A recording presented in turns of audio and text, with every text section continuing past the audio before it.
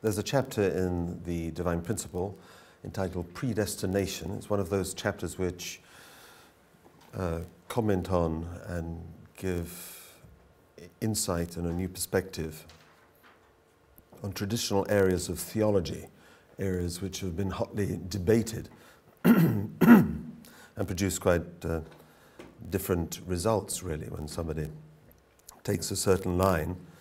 Theology may seem rather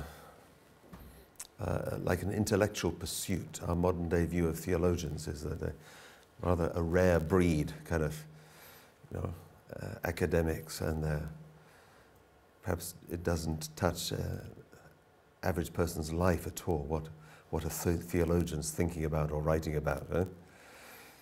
But actually theology is very important because it affects how we live our life, the beliefs which we use as a foundation for our life and action. It can make a difference to how we approach life and how we relate to others. So it has a lot of implications, actually. And on this question of predestination, how people think, is everything already decided by God in my life? If I believe that very strongly, then I'll live my life a certain way. I can't influence much to do with my life. Already the plan is there, things will work out, and if something happens, it's according to God's plan. Because God knows everything, God is omniscient, God is all-powerful, and knows me better than I know myself, so God has a plan for me. So if we take that on one kind of extreme, a person may feel there's not a great deal I can do to influence life or to change things. Everything that happens is according to God's will. Another person might feel that it's very much up to me.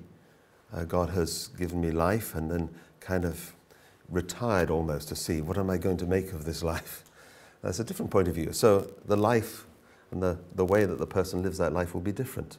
So theology has a big bearing actually on how we live, and how we live has a consequence on our relationships and those around us, and our society is built on that. So the culture is affected by these kind of things. So you could have a caste system in place in India for a long time. It comes very much supported by the theology. So people don't have the concerns about that perhaps that somebody from a different theological perspective has. It has implications. Okay, predestination, I won't actually dwell on this topic very long. If it interests you, or if you have personal questions about it, I really refer you to the source, that is Divine Principle. Please go back to the source and read it. It's a short chapter and very, very informative. In the history of religion and religious life, we come across a word, this is the word chosen. We talk about the chosen people, or somebody being chosen for a particular mission. This already implies that other than their will, there's some will deciding their life, right? Or their course of actions. If somebody is chosen, then we can say they are responsible for a particular mission in God's providence. It can be wrongly understood by a person that to be chosen is somehow to be favored because one is better or superior or more loved by God than other people. I would suggest that's not a good way to think. Better to think that one actually has a responsibility, and that responsibility is perhaps even going to affect the lives of other people. So if I can be successful in my responsibility as a chosen person, then I can help others. And I'm in a special position to be able to do that. That means most likely going a way of service, going a way of sacrifice, going a way of really living for others, and on that basis being able to bring others to that kind of awareness that they might do the same. So a person who is chosen is there to represent others. And when we talk about chosen people, as in relationship to the Jewish people, then this means the things that happen to them, such as their encounter with Jesus 2,000 years ago, how they react. They are reacting as representatives of all mankind. So the reaction to Jesus or rejection of Jesus was not just by a group of people. Somewhere it was our mistake too. We are part of that body of mankind. And us, these representatives, were there at that time in that place. But we might ask ourselves, as many Christians have done, if I were there at that time, what would I have done? Would I have been one of the disciples? Would I have just stood comfortably at a distance and, observed what was going on and thought, well, this doesn't concern me so much? Or would I have been actively opposing and criticizing, telling people don't follow this person? Where would I have been? And if I were a disciple, when the going got tough, what would I do? Would I stick it out? Would I be ready to sacrifice my life? Or would I have some feeling that maybe I should retire to a safe distance and wait and see what happens? So, the people who are there in these situations are just representatives of humankind. God is using people in that way, because if they can make the breakthrough and make the victory, then this is to be shared with all other people. From God's point of view, this strategy is the quickest way. So he uses this way. So religions around the world are founded and led by individuals. Even though in our current society we may have a kind of skepticism and a distrust of leadership, this is the way that God uses, actually, and he's proven it. If you have a good leader and a God-inspired person, and others can follow and learn from this person, it's the quickest way to advance and to elevate the spiritual standard of humankind. So God uses key leaders, men and women called for a particular purpose. So we could say they are chosen for that purpose, and God has a plan for their life. But of course, they also have their human responsibility. And this is the point that we return to, especially in understanding predestination. Now here is a diagram. These don't look like two people, right? But this is a diagram of two people. Right, here's person one on the left. They have a certain amount of personal merit, the good things they've done in their life, their personal preparation, their training, their education, their qualities. They have a certain personal merit. And that's relatively small. Over here, there's a person who has a larger amount of kind of personal merit. From a worldly point of view, just looking at them simply, you might say, for any job, a task that has to be done, perhaps this person has more qualification. They seem to have greater ability, more obvious training, more obvious capacity to handle a particular task. But what we don't see with worldly eyes is there's also an ancestral merit that people carry with them. This comes down through their lineage. And this person, although their personal merit is relatively small, they have a large ancestral merit. And God will choose this person or favor this person for a task very often, as opposed to this person who has a large amount of personal merit, but a rather small or problematic ancestral merit. So we have to be very wary as well when we make judgments, or it's best not to make judgments about people. Why is somebody going through a certain difficulty? Well, perhaps this is related very much to their ancestry and they're having to work certain things out. And, if they can do that, then their whole lineage will benefit. Or maybe somebody seems to be coasting it, right? They don't have any problems. But are they the best person for that particular job? Well, maybe their ancestral merit isn't as great as someone else who looks less obvious as a leadership type. So sometimes God doesn't choose the most obvious looking people to lead or to carry central responsibility. But there's something about them, there's some dimension about them which is necessary from God's point of view. And that kind of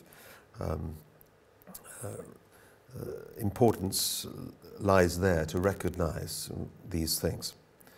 In the principle it states that God's predestination for if we talk about the central figures we've been looking at, for some central person with a particular mission, this is kind of 95% of the work. It's God's work to prepare that person and to have them in a position with their kind of natural capacities to be able to carry out a task. But whether that task is fulfilled and God's will is done depends on that central person themselves. They have to fulfill their portion of responsibility. We say they're 5%, just figuratively 95 and 5. Even recently, Father's been talking about 97 and 3%. But the point is not the numbers as much as God does the large amount of the work, the greatest amount of work, and even giving us life and giving us our kind of existence, so, and preparing the environment for us. So this is God's work, but this effort on the part of the human being has to be done with 100% sincerity and investment. So although it's a small portion of the task compared with God's work, it has to be done with 100% investment. And then these two together make up the full requirements so a central person can accomplish their particular mission. The ideal world in that sense depends on us. The ideal, that original plan of God, is in that sense predestined. God never changes or never will change his intention to realize that ideal. He has purposed and he will do it, as it says in Isaiah. So this is God's conviction, his mind, his heart. And behind history, we see this kind of driving force towards the realization of that ideal. No matter what are the kind of ups and downs of human society, God is moving towards that. This is the ideal world predestined by God. So certain things are predestined, and the realization of that original dream of God is, we can say, predestined, already decided, and that won't change. But the time of the accomplishment of such a realized world depends very much on human beings. Human beings can fulfill their portion of responsibility or not at any stage. When a human being, a central figure or a group of people doesn't fulfill their responsibility, then there has to be a prolongation. There's more time involved, there's a payment often of greater indemnity, and the task expands. They have to put more effort in over more time, and new central figures chosen as history progresses. So the time of accomplishment depends on us. Okay? So St. Augustine wisely said, pray as though everything depended on God, and work as though everything depended on you. This kind of idea. It somewhere sums up this view of predestination. So he's a person who caught this or understood this.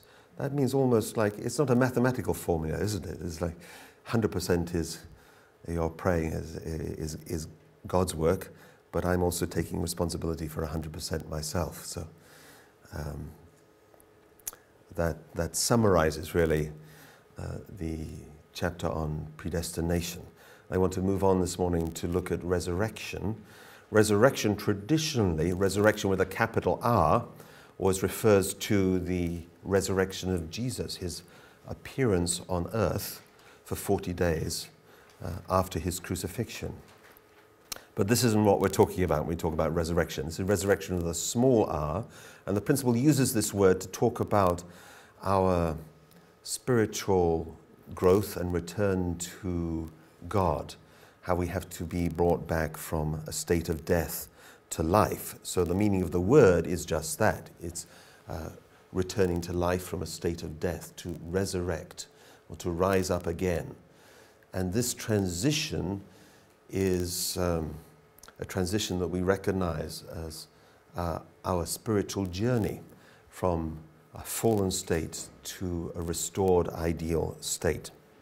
Now, when I was a young boy, I remember going to an art gallery in London. It was then the Tate Gallery, now it's Tate Britain, and seeing a painting which gave me nightmares.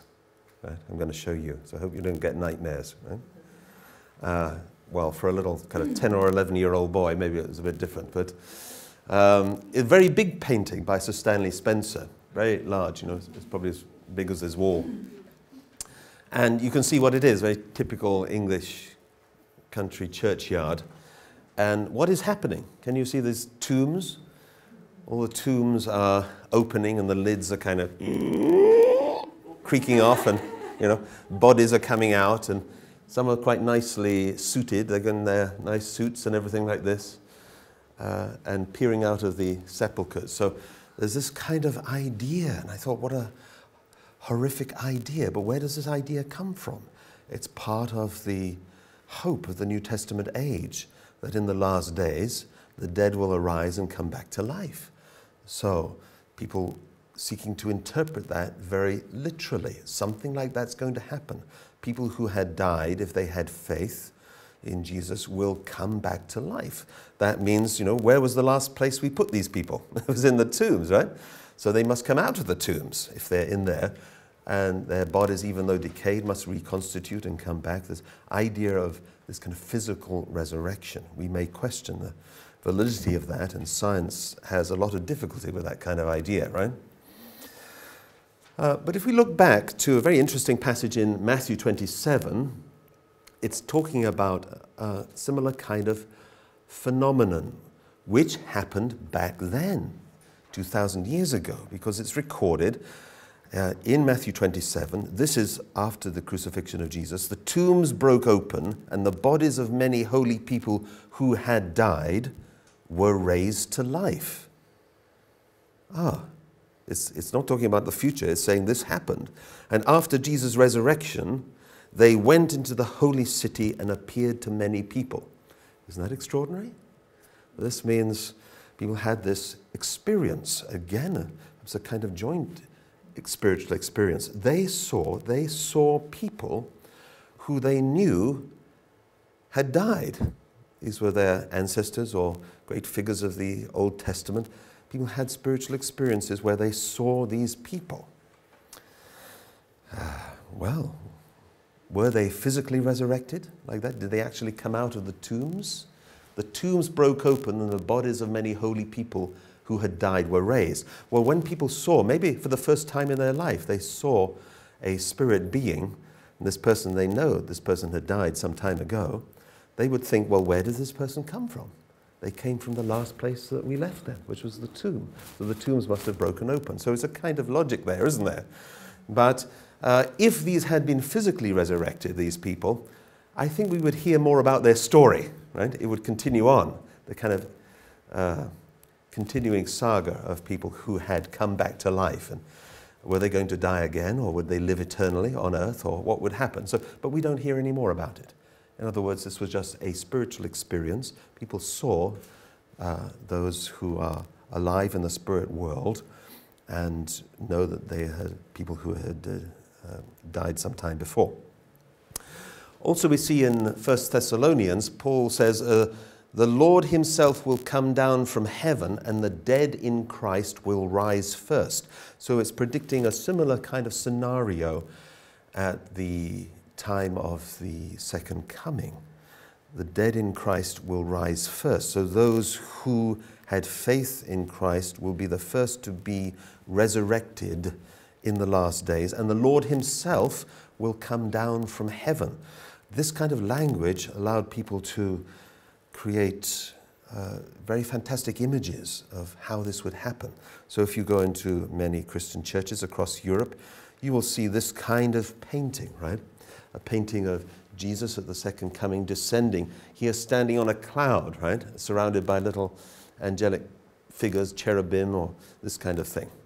Actually, in the more medieval pictures, you'll see this kind of glorious reappearance of Jesus, or Jesus in the sky. And then as you go down, you see the kind of hell down there. You know the paintings of Hieronymus Bosch and this kind of thing? Really nasty scenes going on there with kind of devils with pitchforks up people's backsides and things like this. You know, it's not nice at all, right? But this was a kind of tableau of education for people who couldn't read and write in the past. And maybe their priests would say, you know, you want to go up here, don't you? You want to be with Jesus when he comes down on the cloud and meet him? Oh, yes. You don't want to go down here, do you? No, I don't want to go down there. So, well, you have to live a good life. You have to follow your commandments and do what the church is asking you to do, right? So here already in biblical sources we see the use of two kinds of death and two kinds of life, or these words used in two different ways. And a strong kind of example of this is a little story in Luke 9 where Jesus has someone whom he's encouraging to come with him and to follow him. And this person says, well, I'll follow you, but first I have to go and bury my father. Is that a bad thing? No, it's a very good thing, right? Honor your father and your mother. As a Jewish person, that's the maybe greatest responsibility. A son has to go and bury his father. And it needs to be done within 24 hours. Have to be very serious about this. But what does Jesus say to this person? He says, leave the dead to bury their own dead. Wow, that's quite strong, isn't it? That means don't worry about that. Leave the dead to bury their own dead. So he's using death or dead in two ways. He's saying to this man that if you want spiritual life, come with me, but leave those people who are spiritually dead to take care of this physically dead person. Now, I don't think he was saying dishonor your father and mother and, don't be concerned about this. My guess is, and this is not really the main point, but, since we've raised this story, my guess is that probably Jesus saw in this person, because of his extraordinary insight, could look at a person and really see what they were thinking. He would look at this person and say, well, anyway, maybe you're using this as a bit of an excuse. You say you want to go away and bury your father, but you're not going to come back, are you? Right? And we don't know if that person came back or not, right? But probably he saw this in the person and said, well, almost like now or never. Come with me now. In other words, a test. Are you really serious? Do you want to do this? Or do you want to go back to your old life? So, leave the dead means spiritually dead, to bury their own dead, referring to a physically dead person. Death used in two ways. We can say death caused by the fall is this kind of death. That is, it's through eating the fruit Adam and Eve died. Remember, that was the warning within the commandment. In the day that you eat of it, you shall die. In the day that you eat of it. But actually, Adam and Eve went on to live long lives and produce children. And, they didn't die that day physically, but they did die spiritually. That death is a separation from God. It means we are designed to live a certain way, but if we don't live that way, we're not really living. It's not really being alive from God's point of view. In book of Revelation, Jesus says to the church in Sardis, very judgmental, he says, you have the name of being alive, but you are dead. Right? Some church communities can be like that, right? Can be spiritually dead.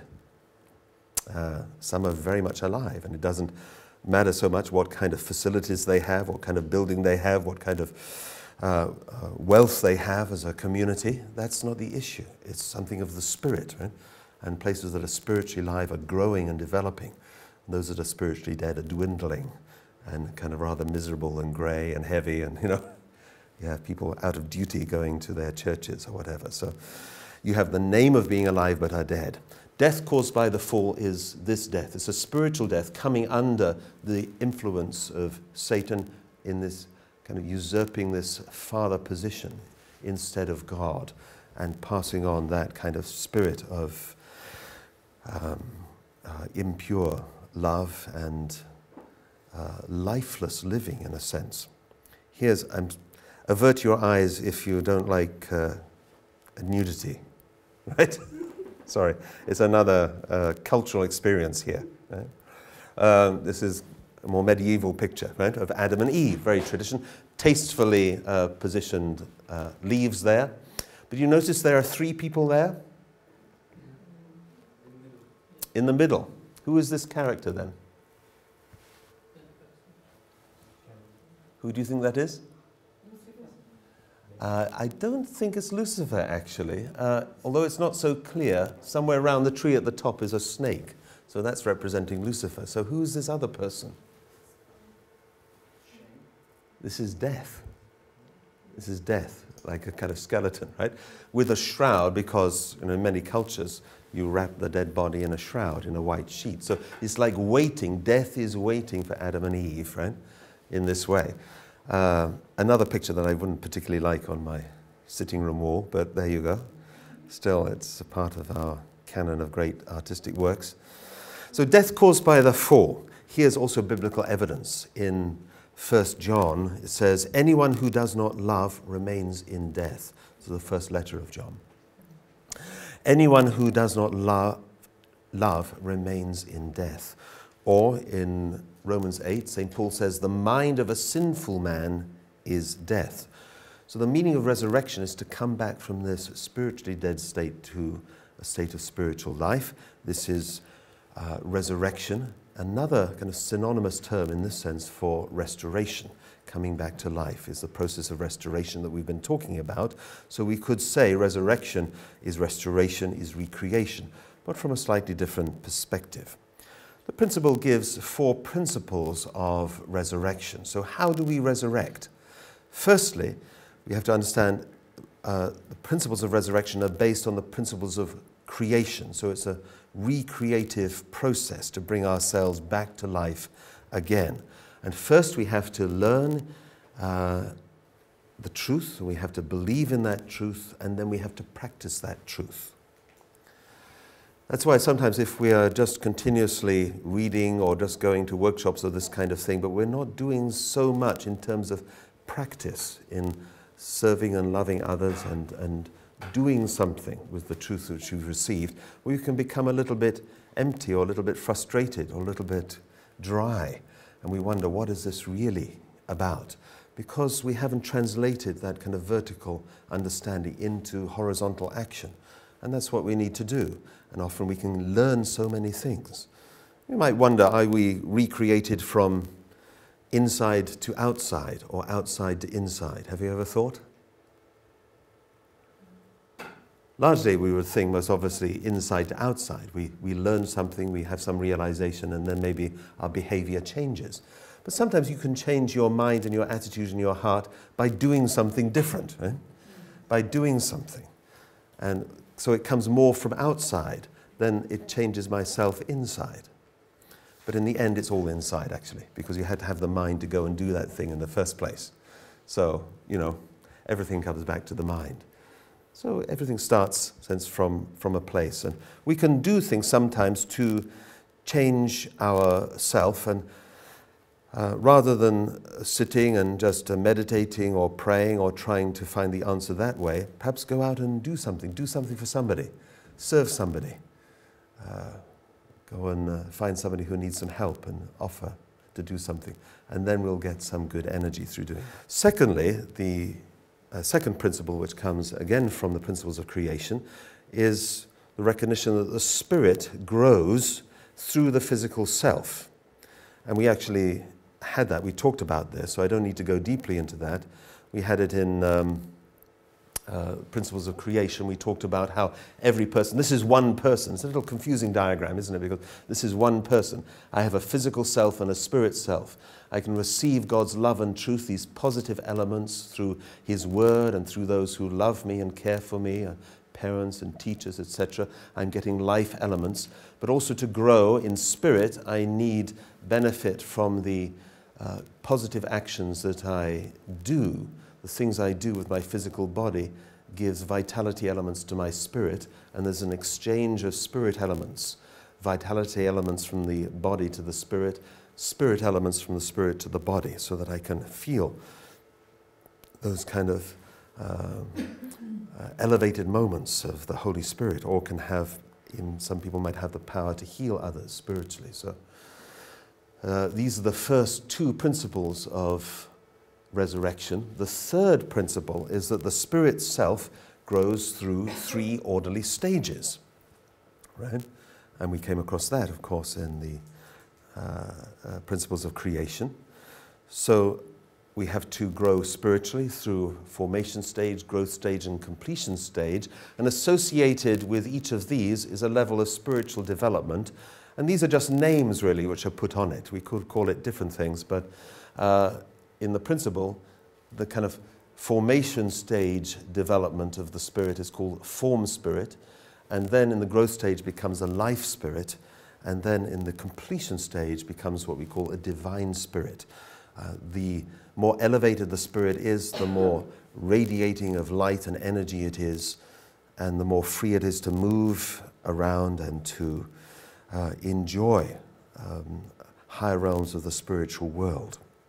So there is a clear idea that in the spirit world, currently there are many levels. Many levels. And in fact, the spirit world became a place that was very compartmentalized and very stratified. People are not so easy to travel between different places. True Parents, as part of their mission, have been working to break this down, to break down the barriers in the spirit world. And if you read a book like Chong Sung Gyong, you'll see reports of various ceremonies that Father did along the way, sometimes public, sometimes with a small group of people. But because he's in a position to understand and control the spiritual world, then is able to break down these kind of barriers based on certain achievements and accomplishments on earth. To break down barriers between the kind of religious areas in the world, allow freer travel in this way. And that's again something that is hard to get our head around, and I can't pretend to understand it myself because it's in dimensions that are beyond the 4 dimensions of this world. But we can perhaps understand the idea of being more free and of breaking down barriers. So this has been going on in the spirit world. The spirit world reflecting the fallen world, because when people live not such a good life on earth, where do they go? They go to an equivalent spiritual level in the spirit world. So because people go to the level of their own spiritual development on earth, then the spiritual world is kind of recreated according to the diversity of levels of spirit of people on earth. Do you follow me? It takes on that kind of... It should not be like that originally. Originally, what should there be? There should just be heaven. There should be heaven for everyone in the beginning. And we have to return to this. So changes have to go on in the spirit world as well as in the physical world. This is extraordinary work of the Messiah or the True Parents in the last days, and something that we're all involved in, really. It's always good to look for kind of supporting evidence elsewhere, and here's some supporting evidence from Luke 16, where there's a story Jesus shares about Dives and Lazarus. So Dives is a rich person who walks past a beggar at the gate of the city every day of his life and is very disdainful towards this person. He is sure that he is going to go to a very good place in the afterlife. But this kind of wretched man, where's he going to go? He's obviously going to go to a bad place, isn't he? Eh?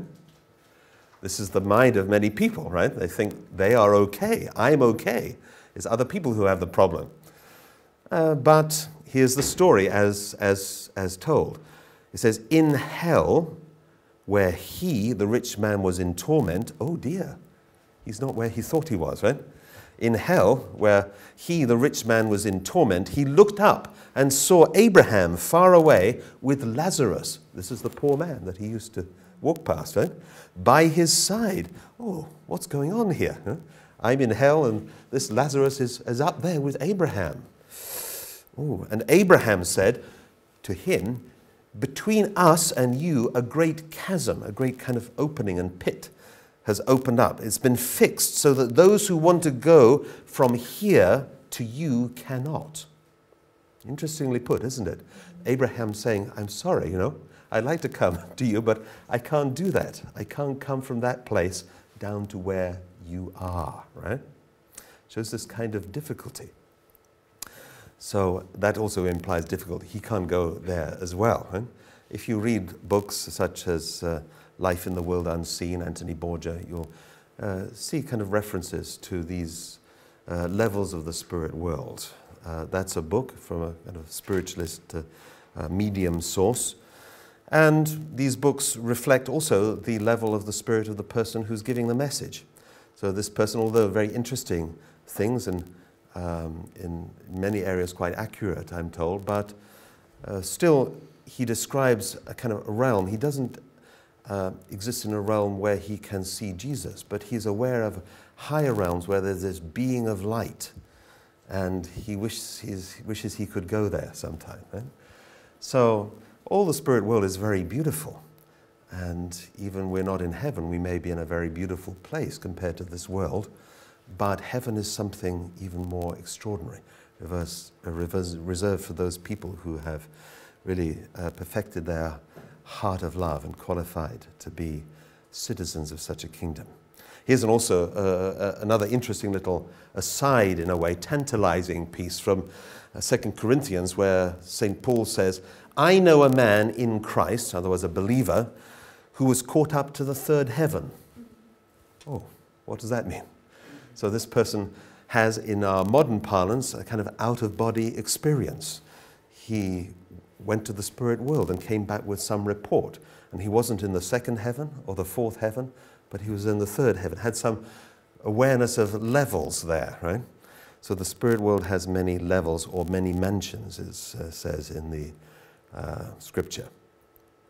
The level of spiritual growth on earth determines then the spiritual realm that a person goes to after death, as I mentioned before. If a person has a pre-formed spirit, then they will go to hell. They've made that choice themselves, really, and it's self-determined. If someone has a formed spirit, they'll go more to an area like a purgatory, a kind of in-between stage. If one has a life spirit and is following the pattern and lifestyle of Jesus, then one can go to be in paradise. And Jesus opened up this realm of paradise through his sacrifice on the cross. Remember, he was crucified next to two thieves. And to the thief on the right, he said, because this person, amazingly, from that position said, you know, I deserve to die this way, but you, Jesus, don't deserve to die this way. He saw Jesus' innocence, and even in those circumstances could comment on that. Extraordinary, really. So, because of that heart, Jesus said, you know, today you will be with me in paradise. Although this person had, at that moment, kind of secured his resurrection in that sense. Quite extraordinary. And then, when we achieve a divine spirit stage, then we can enter heaven. In the course of restoration, we have to go through that third stage to reach direct dominion. This is where we are growing to become a divine spirit. It's a difficult area. It's almost like an uncharted territory, because even Adam and Eve didn't go through that area. This is what our blessed couples are striving to do, and that's why life is sometimes not so easy. We have to respect that this is a very challenging way of life, but we have kind of the leadership which is necessary in the true parents. This, of course, is number 4. It says, the spirit self grows according to the benefits of the age. Right? So there's a certain merit or accumulated merit according to the age which we live in, and this increases with time. And when we are born into this current time, we are standing on the shoulders and the accomplishments of all other people who've gone before us. Even you notice in the Old Testament stories how if someone made a successful foundation of faith, like Abel, that is not lost. On that basis, God can call Noah. Noah makes a successful foundation of faith, and that is not lost. On that basis, then Abraham can be called. So it goes forward. It's never lost. This is an important lesson for us. It means that the things that we invest, the things that we do in our life of faith, this investment is never lost. It's going to bear fruit sometime. Right? And if someone else can benefit from that, wonderful. Right? Maybe the time is not right to bring it to fruition, but in terms of God's overall work, that will not be forgotten. It'll have an important place. So we need to maintain our standard and our practice in our life of faith, no matter what the circumstances. So it's very good to live a life which, where we're not really looking for recognition, you know. I tell my children this, maybe a rather cruel-sounding father. I say, you know, don't look for sympathy in the world from people, and don't look for recognition. You may well get those things, right? Because there are a lot of, you know, beautiful people around who will recognize your goodness, and they will feel sympathetic towards you if things are not easy. But don't expect those things. It's a lot to expect from people anyway to really understand your situation. And if you start to feel, oh, nobody understands me, you start to feel these feelings of self-pity, I'm working so hard and nobody recognizes me. You know, is nobody else doing this? Is it only me? If you start to get these kind of feelings, oh dear, you know, even the good things you're doing are kind of, you know, discolored by that. The merit isn't there. So it's much better, as Father says, you know, just give love. True love has the nature of just giving and then forgetting.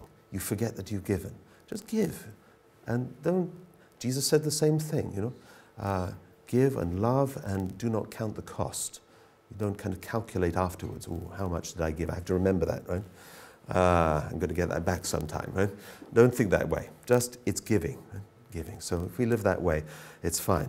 And the Spirit self then grows according to the benefits of the age. So in the time that we're living in, we can receive these kind of things. We can meet here and discuss this kind of level of truth relatively easily, right? And that's because we are standing on the foundation of so many people of faith who probably live much more serious, devoted lives than I do. But somewhere, you know, again, merit of the age, God is saying, you know, I need you to do this. And I'm called to do this particular job, so I have to do it. So, a spiritual death is Adam and Eve's descent into hell, this creation of a realm outside of God's principles of creation, normal principles of growth. So how can God deal with this? You know, it's not of his creation.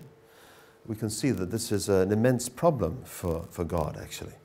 And through the medium of religion, then God is giving people insight and a successively greater truth and higher truth to allow us to resurrect. So if we recognize that truth, believe in it and practice it, then we can elevate our spirit. And this is the purpose of religion. And the Old Testament age is to take people up to this kind of top of this formation stage, again, in terms of spirit.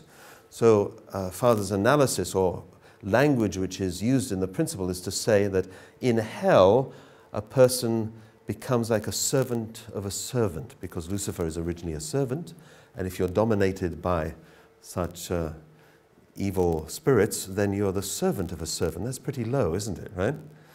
But we have to be elevated to a servant level. So through the Old Testament age, being justified or made right in front of God according to the law, so there's my judge. God has given the law. If I'm living the law, yes, I'm deemed to be okay. If I'm not, then I have to really question, what am I doing? So if I'm living by the law and being obedient to the law, then I can elevate from this servant of servant role to a servant position. And how beautiful, how wonderful to be of service to God in this way and in this master-servant relationship. So that's a big elevation, and this is the development of the form spirit level. Then with the gospel that Jesus brought 2,000 years ago, it could allow and open the way for spiritual elevation of people who, again, had to believe in and follow and practice the truth that Jesus gave. It's not an automatic thing. Believing it or recognizing the truth of it is not enough. We also have to practice it in our life. And by doing so, we can elevate ourselves, not just by following laws now, but by having faith. That means in a contradictory world, I'm ready to put my faith behind the principles which are being taught, such as this principle as, you know, just give love and forget it. It needs a bit of faith to exercise that, right? Because the world is kind of telling us something. No, think of yourself first, you know. But I have to say, no, I'm not going to live that way. And even if I don't get any sympathy or recognition from somebody, that's okay, because I believe in this principle. I have faith in this principle. So that's what we need to do, and have faith that Jesus is the one who can open the way for our salvation. And then we can spiritually be elevated from the position of servant to actually brought into a position of adopted child in the lineage of Jesus and the Holy Spirit, in God's lineage in that way. So I'm like changing families. I'm no longer part of that fallen family, that lineage traced back to Satan. I'm actually now part of God's lineage. But I still have the roots which trace back to that fallen beginning. So I'm like adopted child, able to receive the benefits of the love in this new family. But that's not the end of the journey, right? This is bringing humankind back up to the level at which Adam and Eve fell, but we have to continue on through following the Lord of the second coming through this completed Testament age and to reach elevation as a divine spirit and reach that kind of original goal that Adam and Eve should have reached by fulfilling the 3 blessings and enjoying direct dominion of God. This means then through the new truth, and of course part of that is the divine principle that we are studying here, then I can be elevated to the position not of adopted child but a true child. How do I do that? By attending God and true parents, which means like a kind of 24 hours being there, concerned for the things that God is concerned for and the true parents are concerned for, 24 hours putting myself kind of available for God in this way. Attendance is an interesting word, isn't it? I heard a very interesting definition of this from an unusual source. It was from the headmaster of a private school in West London. I went to a talk in the House of Lords, and he said, at our school, we are very concerned about the moral development and the spiritual development and the ethical development of our young boys. Right? And he said, we teach them attendance. I thought, well, that's interesting. He's using this divine principle word, right? He said, we teach our boys attendance, and I'll explain what that means, he said. We tell our pupils that you have to love the person in front of you. Isn't that extraordinary to come from a headmaster? That's what we say. You have to love, that means give that person your attention, right? 100%. You're talking to somebody, don't be thinking about what you're going to be doing, if you weren't here. Don't be thinking, about things you were doing somewhere else. So give them your attention. Love the person in front of you. And that's attending. Right? So when the Messiah comes, we need that kind of level of attention. It's a kind of daily being there, right, for that person out of love, because our heart wants to do it. Right? And then we don't mind, doesn't matter, no sleep, no food, doesn't matter, right? I'm ready to overcome those things if necessary. I just want to be there and be ready for that person. That kind of beautiful idea is there.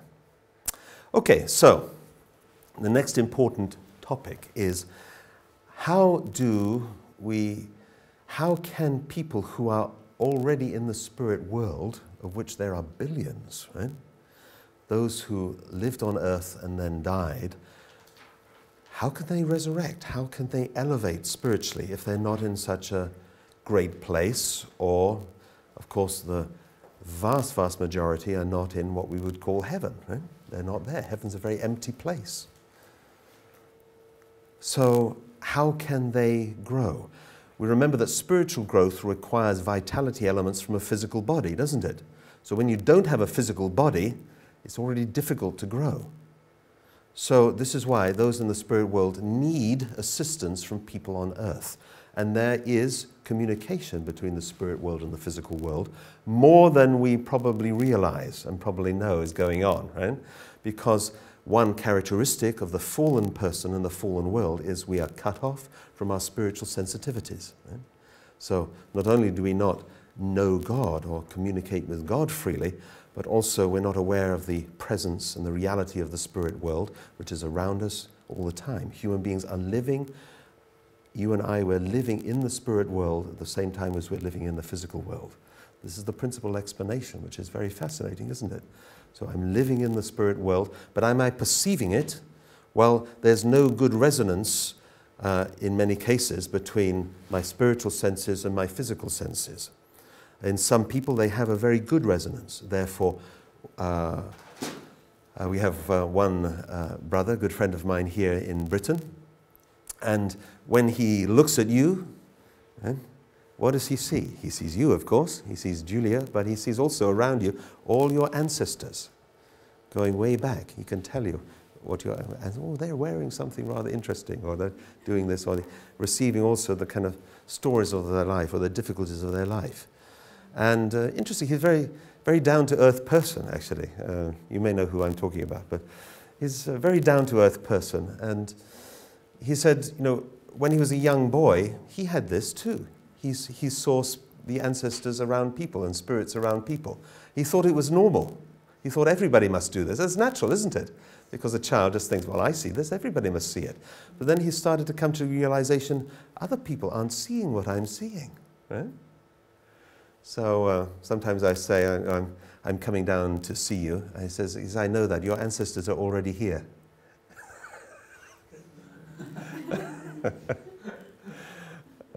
Yes, interesting. So there's a lot we don't perhaps know about or deal with yet. Right? These things should be more the norm for human beings, actually. Right? Communication with our ancestors should be more the norm. So, in the principle is a very important section, which is called returning resurrection, important understanding. So, spirit persons, they grow through involvement with people on earth. Over on the right, we've got a spirit person, so in the spirit world. And here's a person on earth with a physical self and spirit self.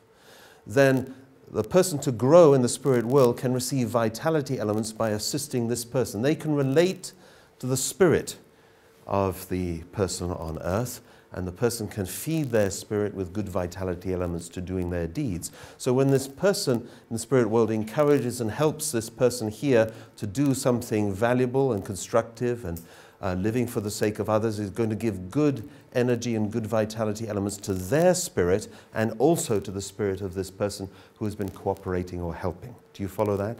So this is spirit cooperation.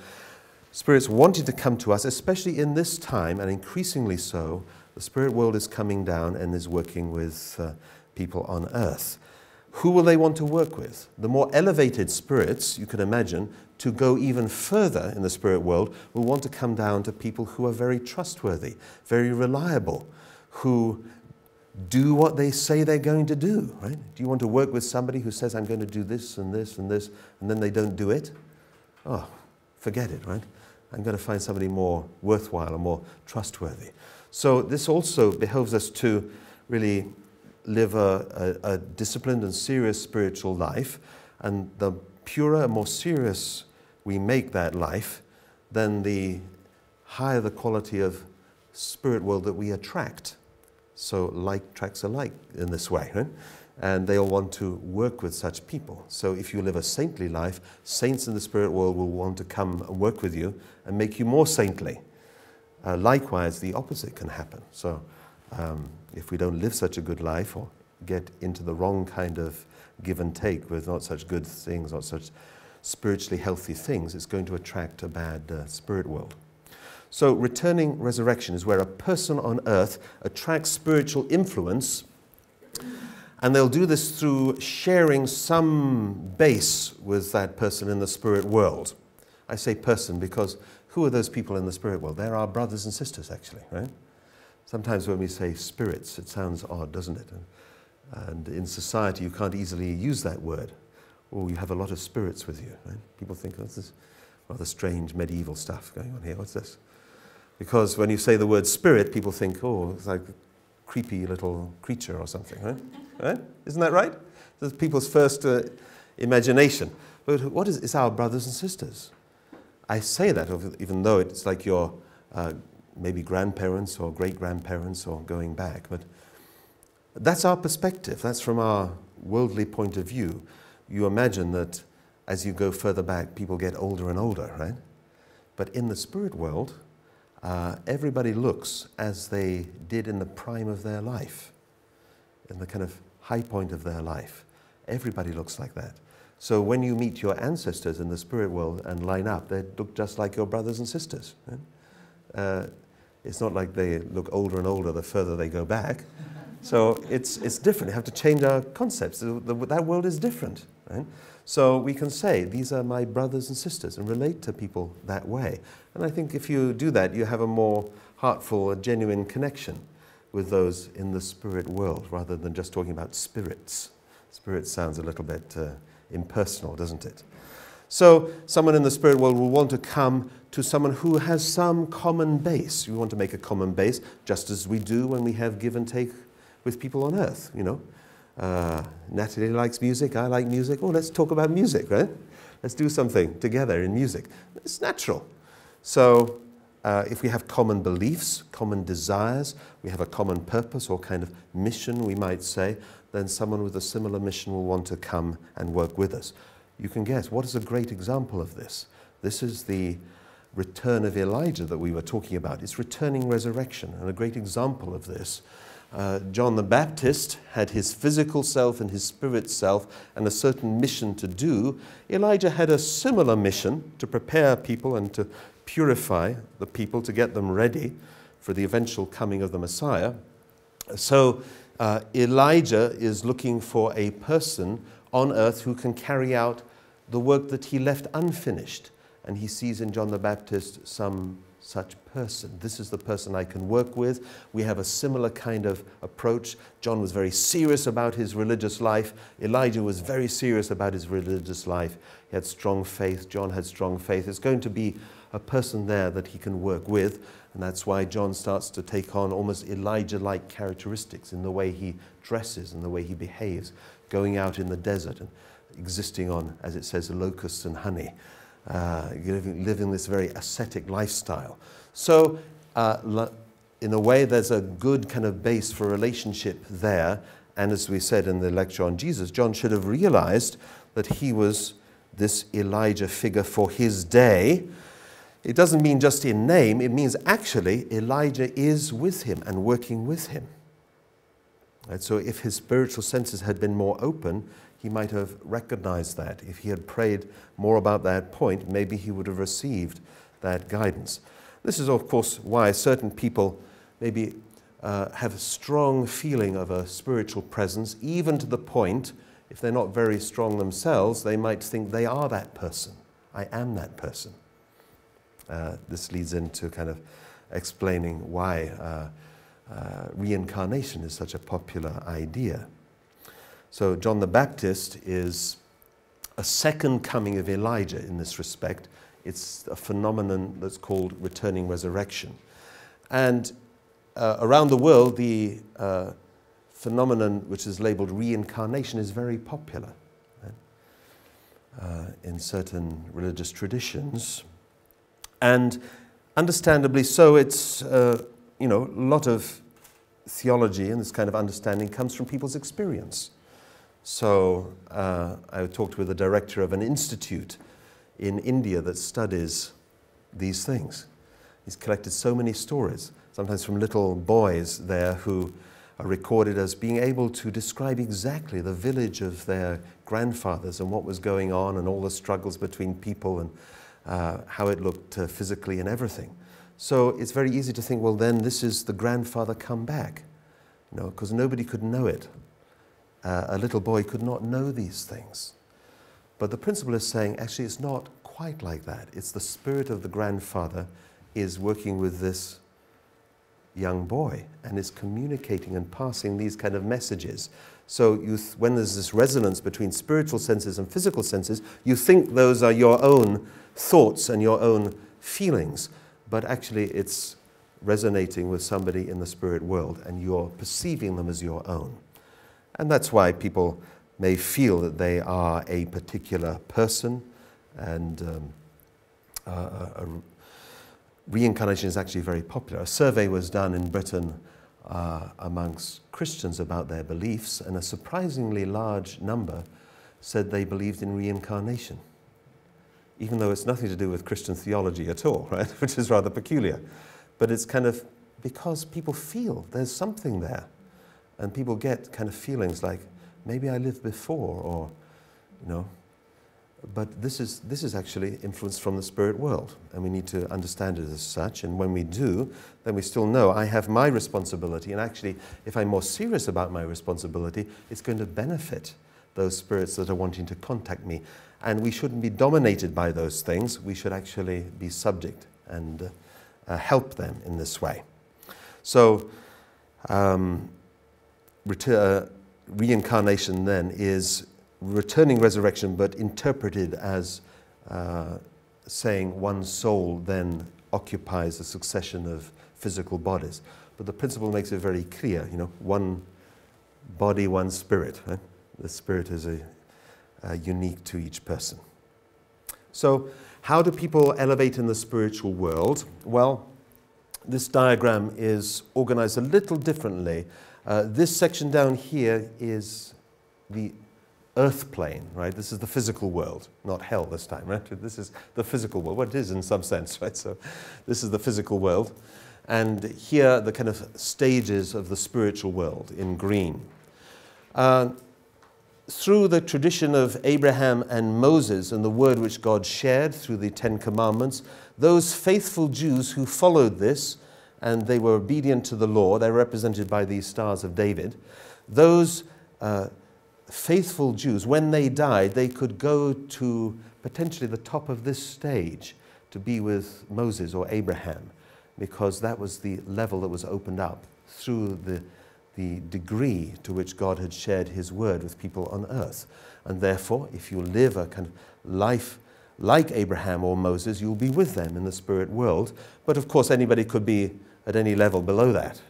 But that's the potential. And then how do these people from that Old Testament age progress? How to elevate in the spirit world? The next great opportunity is when Jesus comes and brings an elevated truth and greater insights and greater revelation from God.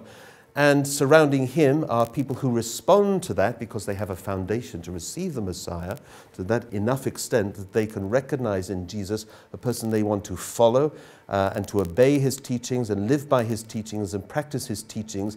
And if they do, then those saints can elevate to this level to which Jesus attained. That's the potential, is to be Christ-like and with Jesus in that level if we live by his teaching, absolutely, or kind of any level below that.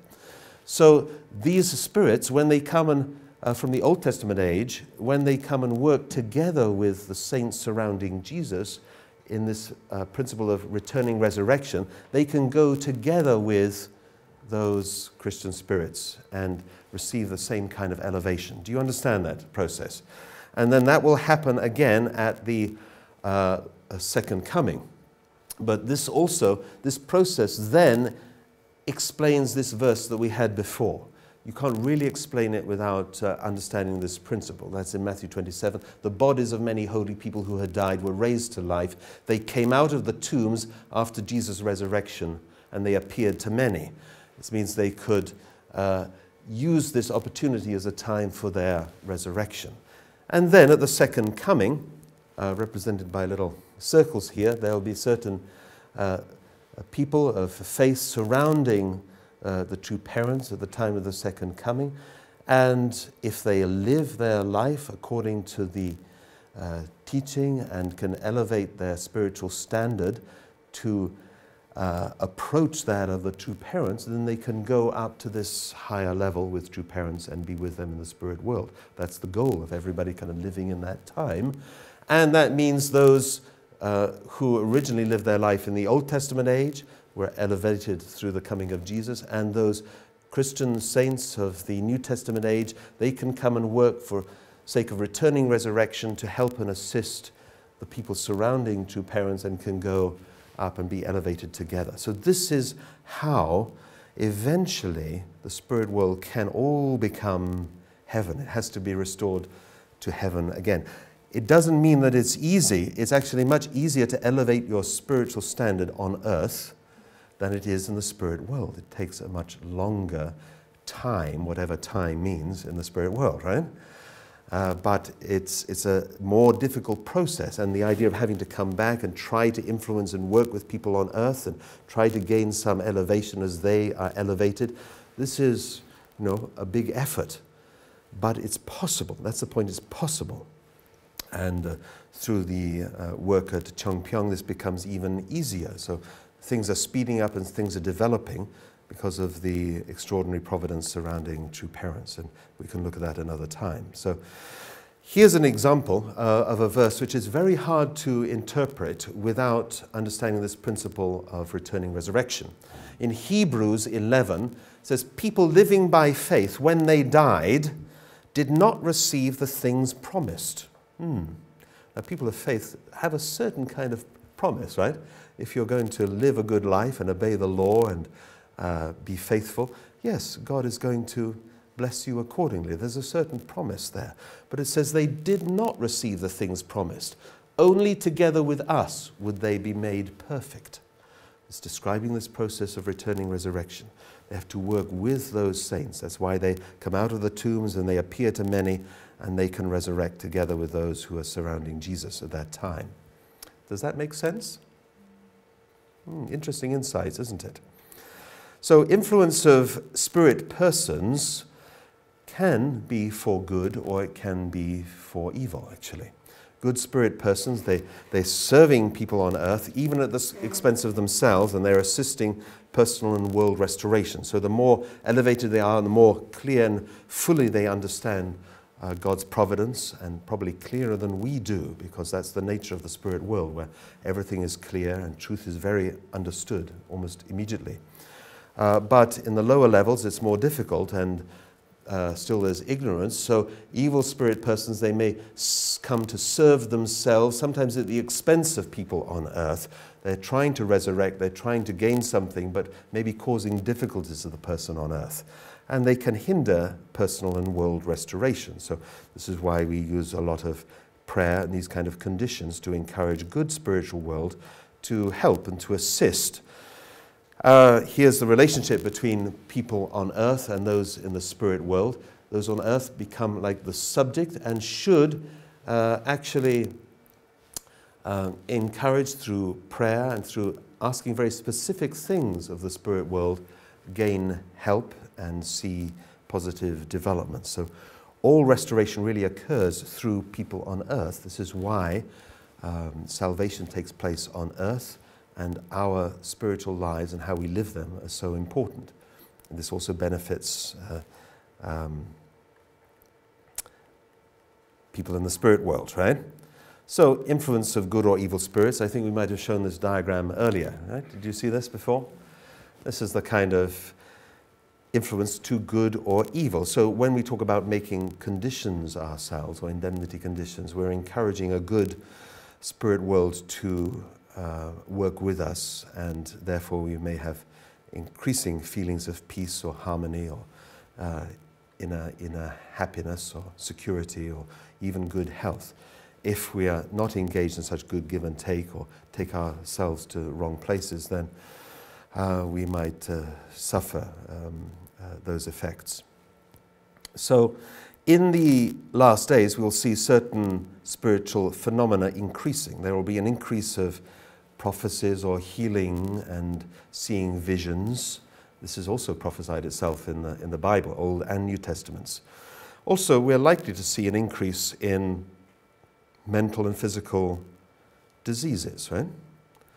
It's always been there, and some ailments in this area are physical, and it's very tragic.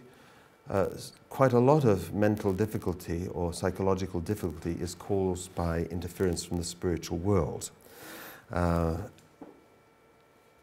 You, I'm sure, have passed people in the street who are just talking to themselves, right? Have you seen this kind of person? Right? Who are they talking to, right? Having a long conversation with somebody, right? They're kind of conversing with some spirit, not such a good spirit probably, but they're being dominated by that spirit rather than being able to dominate it. When I lived up in London for a certain time in a little square there in Lancaster Gate, every morning we would see a little chap with long hair going around, and he had a short cane, a stick with a blunt end, and somehow his mission was to go around and touch every piece of litter, every piece of rubbish. He would touch it. Right? That was what he did all day. Right? We used to kind of, very unfairly, we used to joke, if he had a spike on the end of this, he could pick it up. Right? But he didn't pick it up. Right?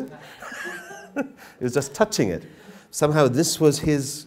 Now something was telling him to do this. Right? So we'll see more and more of this type of thing, probably, before things get better. There's one reason why two parents are emphasizing for us to have a very disciplined life of hundoke every morning, and saying our pledge, this kind of thing. It's important, our own spiritual life, because it gives us this protection and encourages good spirit world to work with us, and then you don't have to worry. Don't be nervous or worried about these things. We're all, well on the way to dealing with these things. But it's interesting, you can go to other sources such as this clinical psychologist, American psychologist, who was doing a lot of therapy to hypnotize people and help them with their problems. But she found as she took people sense back, then other voices were coming through her clients or her patients. And she recognized these as they must be like spirits or those in the spirit world talking. So it's interesting, somebody coming to this kind of conclusion from a medical background. She says in her book, The Unquiet Dead, I feel the majority of patients in mental institutions are presenting their symptoms because they are possessed, that is, by people who have died. The voices they hear are real. Some of the visual hallucinations are glimpses of the lower spiritual world. Right? So these are treated sometimes just very externally.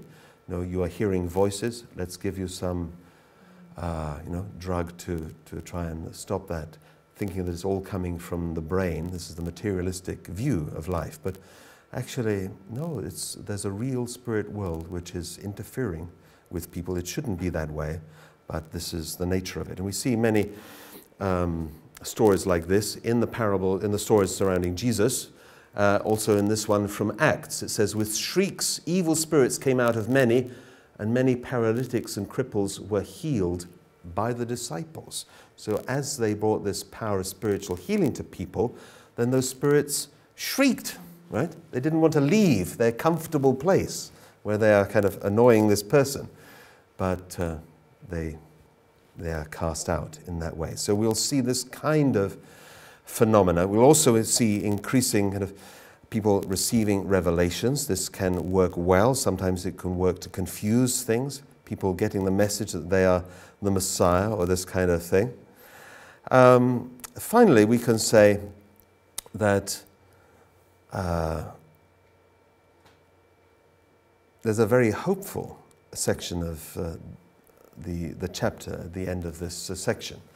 It says, really, how is the world going to become one? How are you going to get people of different faiths to unite together? Without this method or this phenomenon of returning resurrection, actually it's very hard to imagine, right? When I first met the movement as a student and told my parents that I wanted to stop my studies and join this kind of missionary work, the Unification Church. Of course, they were a little worried. They actually supported me amazingly well. But I remember coming home a couple of times and saying to my mother, who's now passed away, but I say to her, we're working to unite people of all faiths and all religions. And she would say to me, oh, that's very nice, dear, but it'll never happen, right? As this kind of, and inside I was feeling, oh, yes, but it will, I'm really sure that, yes, dear, that's fine. So she was, it's a nice thing to work for, but it'll never happen. Well, it's easy to have that view, isn't it? Many serious, conscientious people have that view, because how difficult to get people of different faiths to cooperate and to come to some kind of, agreement. Can it be done? It can be done, actually. When you see reports of, Patricia this morning mentioned the Middle East Peace Initiative, these pilgrimages to the Holy Land. There you see some pictures coming back where you see a Jewish rabbi with arms around a Muslim imam and an American Baptist minister or something, and they're hugging each other. Snap, take a photograph, right? Is it easy to get such a photograph? Actually, it's not easy at all. Historically, that's not easy. It looks simple, but no, there's a lot lying behind that. That means these people, they're already very much steeped in this kind of understanding and hearing the divine principle, and be able to be part of this process of uniting together for the sake of world peace. Quite extraordinary. It's happening. If it happens somewhere, even in isolated places, it'll happen more and more. And why does it work? Because in the spirit world, here on the top is the spirit world, which has, as we said, been quite compartmentalized. So there are the Christian areas, Muslim areas, Buddhist areas, but with these barriers being broken down now, as the work is done on earth, so too the barriers break down in the spirit world. And Christians will naturally want to find people of like faith. We talk the same language, we love the same hymns, we have the same values, want to work with people on earth, more enlightened and spiritually open people, and they will influence them and lead them to the Messiah at the second coming. Likewise, Muslims in the spiritual world will want to find amongst their compatriots and brothers and sisters on earth those who can be influenced. And because of the clearer view of God's providence that's held by such good spirits in the spirit world, they know what to do, they know what's necessary, and they'll guide and they'll encourage people to come. Buddhists as well, Confucians, people of conscience, no particular religion, whatever, they will guide people in this way towards the Messiah, and people will be drawn.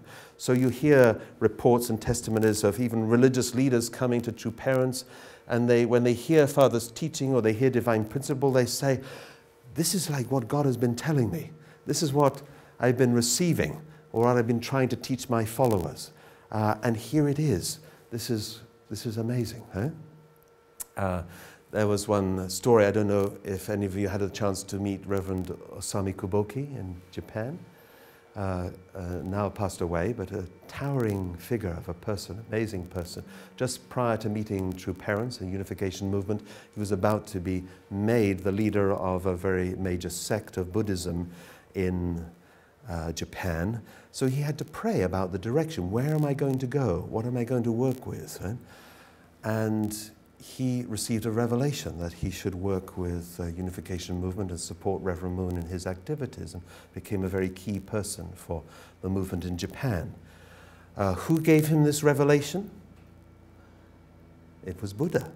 He had a revelation from Buddha. Right? This is how it'll happen.